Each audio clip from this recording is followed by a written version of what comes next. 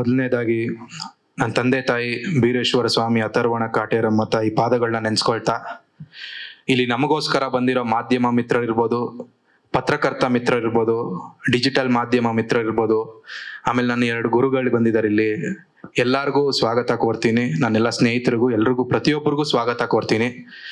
ಇವತ್ತು ನೀವೇನು ನಮ್ಮ ಟ್ರೈಲರ್ ನೋಡ್ತಿದ್ದೀರೋ ನಿಮ್ಗೆ ಹೇಗೆ ಅನ್ಸಿದೆ ಅಂತ ನಾನು ಕೇಳಬೇಕು, ಕೊನೆಯಲ್ಲಿ ಕೇಳ್ತೀನಿ. ಬಟ್ ಇದ್ರ ಹಿಂದೆ ಒಂದು ದೊಡ್ಡ ಶ್ರಮನೇ ಪಟ್ಟಿದ್ದೀವಿ ನಾವೆಲ್ಲರೂ. ಈ ರೋಣ ಅನ್ನೋ ಸ್ಕ್ರಿಪ್ಟ್ ಸೆಲೆಕ್ಟ್ ಆಗೋದೇ ನಮ್ಗೊಂದು ಖುಷಿ ವಿಷಯ. ಯಾಕೆ ಅಂದ್ರೆ ಕೆರೆಬೇಟೆಯಲ್ಲಿ ನಾವು ಕೆಲಸ ಮಾಡ್ತಿದ್ವಾಗ ಶೆಡ್ಯೂಲ್ ಪ್ಯಾಕಪ್ ಆದ್ಮೇಲೆ ನಾನು ಸತೀಶ್ ಅಣ್ಣ ಊಟ ಆದ ತಕ್ಷಣ ಒಂದು ವಾಕ್ ಹೋಗ್ತಿದ್ವಿ.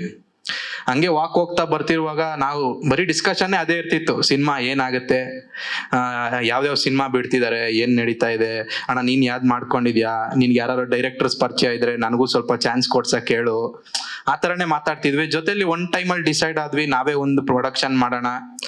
ಹೆಂಗೂ ನನ್ನ ಫ್ರೆಂಡ್ಸ್ ಕೂಡ ಸಪೋರ್ಟಿವ್ ಆಗಿದ್ದಾರೆ. ಸೊ ಅದನ್ನು ಕೂಡ ಒಂದು ಇನ್ವೆಸ್ಟ್ಮೆಂಟ್ ಸಿಗುತ್ತೆ, ಒಂದು ಕತೆ ಮಾಡ್ಕೊಂಡು ನಾವೇ ಒಂದು ಪ್ರೊಡ್ಯೂಸ್ ಮಾಡ್ಕೊಂಡು ಮಾಡೋಣ ಅಂತ ಡಿಸೈಡ್ ಮಾಡಿದಾಗ ಇವ್ರು ಒಂದು ಕತೆ ಹೇಳಿದ್ರು ನನಗೆ. ಇದು ಒಂದು ಲೈನಲ್ಲೂ ಒಂದು ಹೇಳಿದ್ರು. ಆಗ ನನಗೆ ವಾವ್ ಅನಿಸ್ತದು. ಪಕ್ಕ ಜನಕ್ಕೂ ಇದು ಇಷ್ಟ ಆಗುತ್ತೆ ಅನ್ನೋ ಫೀಲಲ್ಲಿ ಸರಿ ಅಣ್ಣ ಇದನ್ನ ಡೆವಲಪ್ ಮಾಡಿ ಅಂತ ಹೇಳಿದ್ಮೇಲೆ ಇವ್ರದ್ದೇ ಒಂದು ಟೀಮ್ನ ಕಟ್ಕೊಂಡು, ಇವರಾಗಿರ್ಲಿ, ನಮ್ಮ ಆದಿಮೂರ್ತಿ ಸರ್ ಆಗಿರ್ಲಿ, ಆಮೇಲೆ ಸ್ಟೋರಿ ರೈಟರ್ ನಮ್ಮ ರಮೇಶ್ ಬ್ರೋ ಅಂತ ಗೊತ್ತಾಯ್ತು. ಅದು ಖುಷಿ ಆಯ್ತು ನಮ್ಗೆ. ಅವರು ನಮ್ಮ ಜೊತೆಲೆ ಕೆಲಸ ಮಾಡ್ತಿದ್ರು, ಬಟ್ ಆಮೇಲೆ ಗೊತ್ತಾಯ್ತು ರಮೇಶ್ ಬ್ರೋದು ಇದು ಲೈನ್ ಅಂತ. ಅದಾದ್ಮೇಲೆ ಅದನ್ನ ಒಂದು 13 ವರ್ಷನ್ಸ್ನ ಚೇಂಜ್ ಆಗ್ತಾ ಹೋಯ್ತು. ಅಣ್ಣ ಈಗ ಅಪ್ಡೇಟ್ ಆಗ್ಬೇಕಣ್ಣ ನಾವು, ಹೇಗಾಗುತ್ತೋ, ಈಗಿನ ಜನ ಏನ್ ಕೇಳ್ತಾ ಇದಾರೆ ಪ್ರತಿಯೊಂದನ್ನು ನಾವ್ ಈಗ ಕೊಡ್ಬೇಕಾಗತ್ತೆ ಅನ್ನೋ ಕಾರಣದಿಂದನೇ ನಮ್ಗೊಂದು 13 ವರ್ಷನ್ಸ್ನ ಚೇಂಜ್ ಆಗ್ತಾ ಬಂತು. ಅದಾದ್ಮೇಲೆ ಪ್ರೊಡಕ್ಷನ್ ಶುರು ಮಾಡಿದ್ಮೇಲೆ ಒಂದಷ್ಟು ಕಷ್ಟಗಳು, ಅದನ್ನೆಲ್ಲ ನೋಡ್ಕೊಂಡು ಬರಕ್ ಕಾರಣ ಏನಂದ್ರೆ ಹಿಂದಿನ ಸಿನಿಮಾದಲ್ಲಿ ನಮ್ದು ಶೂಟಿಂಗ್ ಬರೀ ನಂದು ಆಕ್ಟ್ ಇರೋವಾಗ ಮಾತ್ರ ಇರ್ತಿರ್ಲಿಲ್ಲ. ನಾನು ಆಕ್ಟ್ ಇಲ್ಲ ಅಂದ್ರೂ ಕೂಡ ಯಾಕೆ ಇರ್ತಿದೆ ಅಂದ್ರೆ ಒಂದು ಪ್ರೊಡಕ್ಷನ್ ಕಲಿಬೋದಿತ್ತು ಅಂತ. ಅದಕ್ಕೆ ನನಗೆ ಸಪೋರ್ಟ್ ಮಾಡಿದ್ದು ನಮ್ಮ ವಲ್ಲಭಣ್ಣ, ಇಲ್ಲಿದ್ದಾರೆ ನಮ್ಮ ವಲ್ಲಭಣ್ಣ, ಇಲ್ಲೇ ಎಲ್ಲೋ ಇದ್ದಾರೆ. ಅವರಿಂದಾನೇ ಅವ್ರ ಜೊತೆ ನಾನು ಅಸಿಸ್ಟೆಂಟ್ ಆಗ್ಬಿಟ್ಟಿದೆ. ಹೆಂಗೆ ಅಂದ್ರೆ ಅವರು ನನಗೆ ಹೇಳ್ಕೊಡ್ತಿದ್ರು, ನೋಡ್ರಗು ಇದಂದ್ರೆ ಇದು. ಅವಾಗ ನನಗೂ ಕಲಿಯಕ್ ಸಿಕ್ತು. ನಾನು ಅಲ್ಲಿ ಕಲ್ತ್ರೇನೆ ಇಲ್ಲೊಂದು ಯೂಸ್ ಆಗುತ್ತೆ ಅನ್ನೋದ್ರಿಂದ, ಸೊ ಅವ್ರು ನನಗೆ ಹೆಲ್ಪ್ ಮಾಡಿದ್ರಿಂದ ಅದರಿಂದ ಕಲ್ತ ಮೇಲೆ ಈ ಸಿನಿಮಾದಲ್ಲಿ ಕೂಡ ಅವರೇ ನಮ್ಮ ಪ್ರೊಡಕ್ಷನ್ ಮ್ಯಾನೇಜರ್. ಬಟ್ ಅದಕ್ಕೆ ಮುಂಚೆ ನಾವು ಫಿಕ್ಸ್ ಮಾಡಿರ್ಲಿಲ್ಲ, ಇವರೇ ನಮ್ಮ ಪ್ರೊಡಕ್ಷನ್ ಮ್ಯಾನೇಜರೇ ಬೇಡ ಅಂತ ಮಾಡಿದ್ವಿ. ಅದಾದ್ಮೇಲೆ ಇಲ್ಲ ಬೇಕಾಗುತ್ತೆ, ನಾವು ಒಂದು ಆಕ್ಟಿಂಗ್ ಕೂಡ ಮಾಡ್ಕೊಳ್ತಾ ಪ್ರತಿಯೊಂದು ನೋಡ್ಕೊಳ್ತಾ ಇದ್ದಾಗ ಒಬ್ಬ ಪ್ರೊಡಕ್ಷನ್ ಮ್ಯಾನೇಜರ್ ತುಂಬಾ ದೊಡ್ಡ ರೋಲ್ ಪ್ಲೇ ಮಾಡ್ತಾರೆ ಇಲ್ಲಿ. ಸೊ ಅದು ಎಲ್ಲ ಆದ್ಮೇಲೆ ಒಂದೊಳ್ಳೆ ಪ್ರೊಡಕ್ಷನ್ ಆಯ್ತು. ಈ ಸಿನಿಮಾಗೆ ನೀವು ನೋಡ್ತಿದ್ದಂಗೆ ಒಳ್ಳೆ BGMs ಕೊಟ್ಟಿದ್ದಾರೆ ನಮ್ ಗಗನ್ ಬದೇರಿಯಾ ಸರ್. ಒಳ್ಳೆ ಮ್ಯೂಸಿಕ್ಸ್ ಇದಾವೆ, 4 ಸಾಂಗ್ ಕೂಡ ನಿಮ್ಗೆ ಅದ್ಭುತ ಅನ್ಸುತ್ತೆ. ನನಗೆ ಗೊತ್ತಿದ್ದಂಗೆ ನಿಮ್ಗೆ ಆಲ್ರೆಡಿ 2 ಸಾಂಗ್ ಇಷ್ಟ ಆಗಿರ್ಬೇಕು ಅಂತ ಅನ್ಸುತ್ತೆ.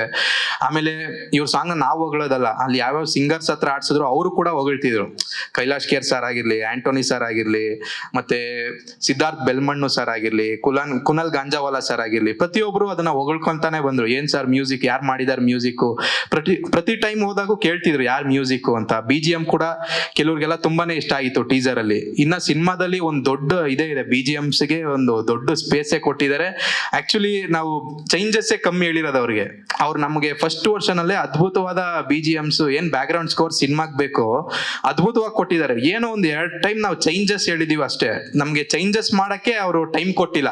ಅಂದ್ರೆ ಅಷ್ಟು ಡೆಡಿಕೇಟೆಡ್ ಆಗಿ ಅವ್ರ ಕೆಲಸ ಇತ್ತು, ಅಷ್ಟು ಡೆಡಿಕೇಟೆಡ್ ಆಗಿ ಅವ್ರ ಟೀಮ್ ಇತ್ತು. ಸೊ ಅವ್ರ ಸಪೋರ್ಟ್ ಇಂದ ಒಂದೊಳ್ಳೆ, ಈಗ ಟ್ರೈಲರ್ ಅಲ್ಲಿ ಏನ್ ನೀವು BGMs ನೋಡ್ತಿದ್ದೀರೋ ಅದ್ಭುತವಾಗಿ ಬಂತು. ಅದಾದ ನಂತರ ನನ್ನ ಗುರುಗಳು ಇಬ್ರು ಇದಾರೆ ಇಲ್ಲಿ, ಮಾಲೂರು ವಿಜಯ್ ಸರ್ ಆಗ್ಲಿ, ಸದಾಶಿವ್ ಸರ್ ಆಗಿರ್ಲಿ, ನಮ್ಮ ರಂಗಭೂಮಿ ಟೈಮ್ಗೆ ನನಗೆ ತುಂಬಾ ಒಂದಷ್ಟು ವಿಷಯಗಳನ್ನ ತಿಳಿಸ್ಕೊಟ್ಟಿದ್ದು. ಯಾಕಂದ್ರೆ ರಂಗಭೂಮಿಯಿಂದ ಬಂದಾಗ ಪ್ರತಿಯೊಂದು ಕೂಡ ಹೇಳ್ಕೊಡುತ್ತೆ ರಂಗಭೂಮಿ. ಯಾಕಂದ್ರೆ ರಂಗಭೂಮಿ ಯಾವ ತರ ಅಂದ್ರೆ ಕಸ ಹೊಡೆಯೋದ್ರಿಂದ ಹಿಡಿದು ನೀನ್ ಕೊನೆಗೆ ಆಕ್ಟ್ ಮಾಡೋ ತನಕ ಪ್ರತಿಯೊಂದು ಹೇಳ್ಕೊಟ್ಟಿರುತ್ತೆ. ಸೊ ಈ ಸಿನಿಮಾದಲ್ಲಿ ಜಾತ್ರೆ ಎಪಿಸೋಡ್ಸ್ ಎಲ್ಲ ನಾವೇ ಸೆಟ್ ಮಾಡ್ಕೊಂಡಿದೀವಿ, ನಾವು ನಮ್ಮ ಟೀಮ್ಸ್ ಎಲ್ಲ. ಅಂದ್ರೆ ಡೇ ವೈಸ್ ಶೂಟ್ ಡೇಸ್ ಅಲ್ಲೆಲ್ಲ ಆರ್ಟ್ ಡಿಪಾರ್ಟ್ಮೆಂಟ್ಸ್ ಎಲ್ಲ ಇರ್ತಿತ್ತು. ಬಟ್ ಪ್ರಿಯರ್ ಆಗಿ ಮಾಡಿದ್ರೆ ಅದಕ್ಕೆ ಬೇರೆ ಚಾರ್ಜ್ ಆಗುತ್ತೆ. ಸೊ ಅದಕ್ಕೆ ಬಜೆಟ್ ಉಳಿಸ್ಬೋದು ಅನ್ನೋ ಕಾರಣಕ್ಕೆ ಸೊ ನಮ್ಗೆಲ್ಲ ಒಂದು ಐಡಿಯಾಸ್ ಇರೋದ್ರಿಂದ, ನಾಟಕದಲ್ಲಿ ಸೆಟ್ ವರ್ಕ್ ಮಾಡ್ತಿದ್ದಾಗ ಒಂದು ಐಡಿಯಾಸ್ ತಿಳ್ಕೊಂಡಿದ್ರಿಂದ ನಮ್ ಟೀಮ್ ನ ಸೇರ್ಕೊಂಡೆ ನಾವೇ ವರ್ಕ್ ಮಾಡ್ಕೊಂಡು ಅದೊಂದು ಖುಷಿ ಇದೆ. ಈಗ ಸಾಂಗ್ ನೋಡಿದಾಗ ನಾವು ಮಾಡಿದ್ವಿ ಇದನ್ನ, ಇಲ್ಲೆಲ್ಲ ಇವನ್ನ ಕಳ್ಸಿದೆ, ನಾವು ಕಟ್ಟಿದ್ವಿ, ಬಂಟಿಂಗ್ಸ್ ನಾವು ಕಟ್ಟಿದ್ವಿ.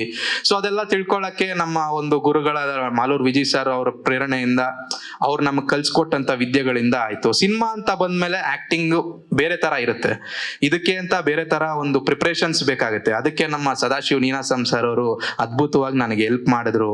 ಯಾವ ತರ ಪರ್ಫಾರ್ಮೆನ್ಸ್ ಮಾಡ್ಬೇಕು, ಯಾವ ತರ ಸ್ಕ್ರಿಪ್ಟ್ ನ ಓದ್ಬೇಕು ಅನ್ನೋದೇ ಮೇನ್. ಅದೇ ಒಂದು ದೊಡ್ಡ ವಿಷಯ ನನಗೆ ಹೇಳ್ಕೊಟ್ರು. ಅದೇ ನಾವು ಕರೆಕ್ಟಾಗಿ ಮಾಡ್ತಿರ್ಲಿಲ್ಲ, ನಾನು ಕರೆಕ್ಟಾಗಿ ಮಾಡ್ತಿರ್ಲಿಲ್ಲ. ಅವ್ರು ಹೇಳ್ಕೊಟ್ರಿಂದ ಸ್ಕ್ರಿಪ್ಟ್ ನ ಓದೋದ ರೀತಿನೇ ಬೇರೆ ತರ ಚೇಂಜ್ ಆಗಿ ಬೇರೆ ತರ ಆಯ್ತು. ಇನ್ನ ಡ್ಯಾನ್ಸ್ ನೀವು ನೋಡ್ತಿರ್ಬೋದು, ನಮ್ಮ ರಘು ಆರ್ ಜೆ ಮಾಸ್ಟರ್ ತುಂಬಾ ಅದ್ಭುತವಾಗಿ ಮಾಡ್ಸಿದ್ರು. ಸ್ಟಂಟ್ಸ್ ಗೆ ನಮ್ಮ ಟೈಗರ್ ಶಿವ ಮಾಸ್ಟರ್ ಆಗಿರ್ಬೋದು, ಆಮೇಲೆ ಸ್ಟಂಟ್ ಸಾಗರ್ ಮಾಸ್ಟರು, ಅವ್ರ ಜೊತೆ ಟೈಗರ್ ಶಿವ ಮಾಸ್ಟರ್ ಜೊತೆ ಹಿಂದೆ ಒಂದಷ್ಟು 6 ತಿಂಗಳು ಬಿಫೋರೇ ನಾವು ಪ್ರಿಪರೇಷನ್ ಮಾಡಿದ್ವಿ. ಯಾಕಂದ್ರೆ ಫೈಟ್ಸ್ ಬರ್ತಿಲ್ಲ ಅಂದ್ರೆ ಅಲ್ಲಿ ಆಗಲ್ಲ, ಶೂಟಿಂಗ್ ಸ್ಪಾಟ್ ಅಲ್ಲೇ ಕಲಿಯಕ್ಕಾಗಲ್ಲ ಎಲ್ಲ. ನಾನು ಹೊಸಬಾಗಿರೋದ್ರಿಂದ ಅದನ್ನೆಲ್ಲ ಪ್ರಿಪರೇಷನ್ ಮಾಡ್ಕೊಂಡೆ ನಾವು ಶೂಟಿಂಗ್ ಸ್ಪಾಟ್ ಬರ್ತಿದ್ವಿ. ಒಂದು ಎಲ್ಲಾರ್ದು, ಆಮೇಲೆ ಆರ್ಟಿಸ್ಟ್ಗಳು, ನನ್ನ ಮೊದಲನೇ ಸಿನಿಮಾಕ್ಕೆ ನಮ್ಮ ಶರತ್ ಲೋಹಿತಾಶ್ವ ಸರ್ ಆಗಿರ್ಬೋದು, ಬಾಲರಾಜ್ ವಾಡಿ ಸರ್ ಆಗಿರ್ಬೋದು, ಹೀರೋಯಿನ್ ಆಗಿರ್ಬೋದು, ಇನ್ನ ಎಷ್ಟೊಂದ್ ಜನ, ಅವಿನಾಶ್ ಸರ್ ಆಗಿರ್ಬೋದು, ಶ್ರೀಧರ್ ಸರ್ ಆಗಿರ್ಬೋದು, ಇವ್ರ ಜೊತೆ ಎಲ್ಲ ಆಕ್ಟ್ ಮಾಡಕ್ ಸಿಕ್ಕಿದೆ ನನಗೊಂದು ದೊಡ್ಡ ಪುಣ್ಯ. ಯಾಕಂದ್ರೆ ಇಂಥ ದೊಡ್ಡ ಕಲಾವಿದ್ರ ಮುಂದೆ ಆಕ್ಟ್ ಮಾಡೋದೊಂದು ಭಯಾನೂ ಇತ್ತು. ಹೆಂಗಪ್ಪ ಇವ್ರ ಮುಂದೆ ಆಕ್ಟ್ ಮಾಡೋವಾಗ ರೀಟೆಕ್ಸ್ ಮಾಡಿದಾಗ ಅವರು ನಾನು ಸೀನ್ಸ್ ಅಲ್ಲಿ ಇದ್ದಾಗ ಅವ್ರೇನೋ ಬೇಜಾರ್ ಮಾಡ್ಕೋತಾರ, ನಾನ್ ಮಾಡೋದೇನೋ ತಪ್ಪಿಗೆ, ಒಂದು ಅವ್ರ ಭಯದಿಂದ ಇದಕ್ಕೆ ಅವರೆಲ್ಲ ನಮ್ಗೆ ಸಪೋರ್ಟ್ ಮಾಡ್ತಾ ಬಂದ್ರು.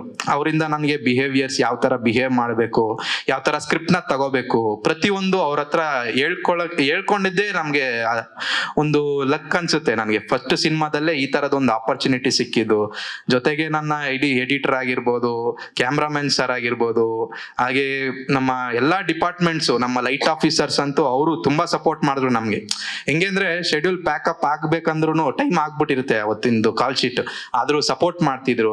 ಅದೇ ರೀತಿ ಕ್ರೇನ್ ಡಿಪಾರ್ಟ್ಮೆಂಟ್ ಆಗಿರ್ಲಿ, ಪ್ರೊಡಕ್ಷನ್ ಊಟದ ಡಿಪಾರ್ಟ್ಮೆಂಟ್ ಆಗಿರ್ಲಿ, ಈ ತರ ಪ್ರತಿಯೊಬ್ಬರ ಸಪೋರ್ಟ್ ಇಂದ ಒಂದು ಟೀಮ್ ವರ್ಕ್ ತರ ಇತ್ತು. ಹೆಂಗೆ ಅಂದ್ರೆ ನಾವೆಲ್ಲ ಏನ್ ಊಟ ತಿಂತಿದ್ವೋ ಇಡೀ ಸೆಟ್ ಅದೇ ತಿಂತಿತ್ತು. ನಮ್ ಜೂನಿಯರ್ ಆರ್ಟಿಸ್ಟ್ ಗಳೆಲ್ಲ ಇವಾಗೂ ಮಾತಾಡ್ಸ್ತಾರೆ ನಮ್ಮನ್ನ. ನಮ್ ಟೀಮ್ ಅಲ್ಲಿ ಯಾರು ದೊಡ್ಡವರು, ಹೀರೋಯಿನ್ ಆ ತರನು ಇರ್ಲಿಲ್ಲ. ಒಂದು ಹ್ಯುಮ್ಯಾನಿಟಿ ಇಟ್ಕೊಂಡು ಒಂದು ಒಳ್ಳೆ ಫೀಲ್ ಇತ್ತು ನಮ್ಮಲ್ಲೆಲ್ಲ. ಒಂದು ಫ್ಯಾಮಿಲಿ ತರ ಫೀಲ್ ಮಾಡ್ಕೊಂಡು ಪ್ರತಿಯೊಂದು ಆರ್ಟಿಸ್ಟು ಇರ್ಬೋದು. ಈ ಸಿನಿಮಾದಲ್ಲಿ ಮೇನ್ ಆಗಿ ಆಲ್ಮೋಸ್ಟ್ 3/4% ನಾವು ರಂಗಭೂಮಿ ಕಲಾವಿದರನ್ನೇ ಹಾಕೊಂಡಿದೀವಿ. ನಮ್ಮ ರಂಗವಿಜಯ ತಂಡ ಇರ್ಬೋದು, ಹಾಗೆ ನಮ್ಮ ದೇವರಾಜ್ ಸರ್ದು ಟೀಮ್ ಇದೆ. ಆ ಟೀಮ್ ಇಂದ ಒಂದಷ್ಟು ತಂಡಗಳಿಂದ ಒಂದಷ್ಟು ಆರ್ಟಿಸ್ಟ್ಗಳನ್ನ ತಗೊಂಡು ಅವರು ನಮ್ಗೆ ತುಂಬಾನೇ ದೊಡ್ಡ ಪ್ಲೇ ಮಾಡಿದ್ರು. ದೇವರಾಜ್ ಸರ್ ಅವ್ರ ಟೀಮ್ ಅಲ್ಲಿರೋ ಹುಡುಗರ್ನೆಲ್ಲ ಕರ್ಕೊಂಡು, ಅಂದ್ರೆ ನಮಗೆ ಎಷ್ಟು ಯಾವ ಬಜೆಟ್ ಬೇಕಾಗಿತ್ತೋ ಏನ್ ತೀರಾ ನಮ್ಗೆಲ್ಲ ಇದ್ ಮಾಡ್ದಂಗೆ. ಅಂದ್ರೆ ರಂಗಭೂಮಿ ಕಲಾವಿದರು ಎಲ್ಲದಕ್ಕೂ ಹೋಗಕ್ ರೆಡಿ ಇರ್ತಾರೆ. ಲೇಟ್ ನೈಟ್ ಶೂಟ್ ಸ್ವಲ್ಪ ಎಕ್ಸ್ಟ್ರಾ ಆದ್ರೂ ಕೂಡ ಅವ್ರು ನಮ್ಗೆ ತೊಂದರೆ ಮಾಡ್ದಿದ್ದಂಗೆ ಹೆಲ್ಪ್ ಮಾಡ್ತಾರೆ. ಅದಾದ್ಮೇಲೆ ಇವತ್ತು ನಮ್ಗೆ ಇಲ್ಲಿ ನಮ್ಮ ಟ್ರೈಲರ್ ಲಾಂಚ್ ಮಾಡ್ಕೊಟ್ಟಂತ ಪ್ರಭಾಕರ್ ಸರ್ ತುಂಬಾ ಖುಷಿಯಿಂದ ಅವ್ರು ಇಷ್ಟಪಟ್ರು ನಮ್ಮ ಟ್ರೈಲರ್ನ. ಮುಂಚೆನೆ ಒಂದ್ಸತಿ ತೋರಿಸಿದ್ದೆ ಅವ್ರಿಗೆ, ಇಷ್ಟಪಟ್ಟು ಅವರು ಸಿದ್ದರಾಮಯ್ಯ ಸರ್ ಹತ್ರನು ಕರ್ಕೊಂಡೋಗಿರು, CM ಸರ್ ಹತ್ರ ಕರ್ಕೊಂಡೋಗಿ ಅಲ್ಲೂ ಅವ್ರಿಗೂ CM ಸರ್ಗೂ ತೋರಿಸಿ ಅವರು ಒಳ್ಳೇದಾಗ್ಲಿ, ಸಿನಿಮಾಕ್ಕೆ ಒಳ್ಳೇದಾಗ್ಲಿ ಅಂತ ಕೂಡ ವಿಶ್ ಮಾಡಿದ್ರು. ನಿನ್ನೆ ತಾನೇ ಮೀಟ್ ಮಾಡ್ಕೊಂಡು ಬಂದ್ವಿ CM ಸರ್ನ. ಇದೇ ರೀತಿ ಒಂದ್ ಒಳ್ಳೆ ಪ್ರಮೋಷನ್ಸ್ ಅಂತೂ ಮಾಡ್ತಾ ಇದೀವಿ. ಇಲ್ಲಿ ನೋಡ್ತಾ ಇದ್ದೀರಾ, ನೆನ್ನೆ ನೋಡಿ ಖುಷಿ ಪಟ್ರು CM ಸರ್. ನೋಡಿ ಚೆನ್ನಾಗ್ ಮಾಡಿ, ಏನಯ್ಯ ನೀನ್ ಮಾಡಿದ್ಯಾನಯ್ಯ ಸಿನಿಮಾದಲ್ಲಿ ಅಂತ ಕೇಳಿದ್ರು. ಹೌದು ಸರ್ ಮಾಡಿದೀನಿ ಅಂತ ಹೇಳಿ, ಒಳ್ಳೇದಾಗ್ಲಿ ಅಂತ ಹೇಳಿ ವಿಶ್ ಮಾಡಿನೂ ಕಳ್ಸಿದ್ರು. ಅದಕ್ಕೆ ಫಸ್ಟ್ ನಮ್ಮ ವಿಜಯ್ ಸರ್ ಮತ್ತೆ ಪ್ರಭಾಕರ್ ಸರ್ ಇಂದಾನೆ ಇಲ್ಲಿವರೆಗೂ ಹೋಗಕ್ಕೆ ಸಿಕ್ತು. ಅವರು ಖುಷಿ ಪಟ್ರು, ನಮ್ಮ ಹಾಡ್ನ ಎಲ್ಲಾನು ಹೊಗಳಿದ್ರು. ಅವರು ಕೂಡ ಅವರ ಒಂದು ಬಿಸಿ ಶೆಡ್ಯೂಲ್ ಅಲ್ಲಿ ಕೂಡ ಅವ್ರು ನಮ್ಗೆ ಅದನ್ನ ಮಾಡ್ಕೊಟ್ಟಿದ್ದು ಸಿದ್ದರಾಮಯ್ಯ ಸರ್ಗೂ ನಾನು ಥ್ಯಾಂಕ್ಸ್ ಹೇಳಕ್ ಇಷ್ಟಪಡ್ತೀನಿ. ಹಾಗೆ ನಮ್ಮ ಟೀಮ್ ಎಲ್ಲಾರ್ಗು, ನನ್ನ ಬ್ಯಾಕ್ ಗ್ರೌಂಡ್ ಅಲ್ಲಿ ನನ್ನ ಫ್ರೆಂಡ್ಸ್ ಇರ್ಬೋದು, ನನ್ನ ತಂದೆ ತಾಯಿ ಇರ್ಬೋದು, ನನ್ನ ಗುರು ಹಿರಿಯರು ಎಲ್ಲಾರ್ಗೂ ಥ್ಯಾಂಕ್ಸ್ ಹೇಳಿ, ಆಮೇಲೆ November 7 ನಮ್ಮ ಸಿನಿಮಾ ರೋಣ ಸಿನಿಮಾ ರಿಲೀಸ್ ಆಗ್ತಾ ಇದೆ. ಎಲ್ಲಾ ಕರ್ನಾಟಕದ ಜನತೆ ನಿಮ್ಮ ಹತ್ತಿರದ ಚಿತ್ರಮಂದಿರಗಳಿಗೆ ಹೋಗಿ November 7 ನಿಮಗೆ ಈ ಸಿನಿಮಾದಲ್ಲಿ ಯಾವುದೇ ರೀತಿ ನೀವು ಕಟ್ಟ 100-120 ರೂಪಾಯಿಗೆ ಮೋಸ ಮಾಡ್ದಿದ್ದಂಗೆ ಈ ಸಿನಿಮಾದಲ್ಲಿ ಒಂದು ಎಂಟರ್ಟೈನ್ಮೆಂಟ್ ಪರ್ಪಸ್ಗೆ ಏನೇನೆಲ್ಲ ಬೇಕಿದ್ರೆ ಫನ್ ಎಲಿಮೆಂಟ್ ಇರ್ಬೋದು, ಆಕ್ಷನ್ ಎಲಿಮೆಂಟ್ಸ್ ಇರ್ಬೋದು, ಸಾಂಗ್ಸ್ ಆಗಿರ್ಲಿ, ನಿಮ್ಗೆ ಯಾವ್ದು ಕೂಡ ಬೇಜಾರಾಗ್ದಿದ್ದಂಗೆ ನಿಮ್ಮನ್ನ ಕೂಣಿಸ್ಕೊಂಡು ಕಳ್ಸ್ಕೊಡ್ತೀವಿ. ಒಂದೊಳ್ಳೆ ಸಸ್ಪೆನ್ಸ್ನು ಕೂಡ ಮೇಂಟೈನ್ ಮಾಡಿದೀವಿ. ಅದ್ರ ಜೊತೆಗೆ ಒಂದು ನಿಮ್ಮ ಮಾಧ್ಯಮಗಳ ಬಗ್ಗೆನು ತುಂಬಾ ಅದ್ಭುತವಾಗಿ ಹೇಳಿದೀವಿ. ಒಬ್ಬ ಪ್ರಾಮಾಣಿಕ ಮೀಡಿಯಾದಿಂದ ನಮ್ಗೆ ಏನೆಲ್ಲ ಉಪಯೋಗ ಇದೆ ಅವ್ರ ಹತ್ರ ಹೇಳ್ಕೊಳ್ಳೋದ್ರಿಂದ, ನಮ್ಮ ಜನ ಸ್ಪಂದಿಸೋದ್ರಿಂದ, ನಮ್ ಜನ ಚೆನ್ನಾಗಿ ಮೀಡಿಯಾಗಳಿಗೆ ಸ್ಪಂದಿಸಿದ್ರೆ ಯಾವ ತರ ಇರುತ್ತೆ ಒಂದ್ ಹಳ್ಳಿ, ಯಾವ ತರ ಇರುತ್ತೆ ಒಂದ್ ನಗರ ಅಂತ ಹೇಳೋದಕ್ಕೂ ಒಂದ್ ಒಳ್ಳೆ ಮೆಸೇಜ್ ಕೂಡ ಈ ಸಿನಿಮಾದಲ್ಲಿದೆ. ದಯವಿಟ್ಟು ಎಲ್ಲಾರು November 7 ಸಿನಿಮಾನ ಚಿತ್ರಮಂದಿರಗಳಲ್ಲೇ ಹೋಗಿ ನೋಡಿ ಬೆಳೆಸಿ ಅಂತ ಕೇಳ್ಕೊತಾ ಇದ್ದೀನಿ. Thank you sir.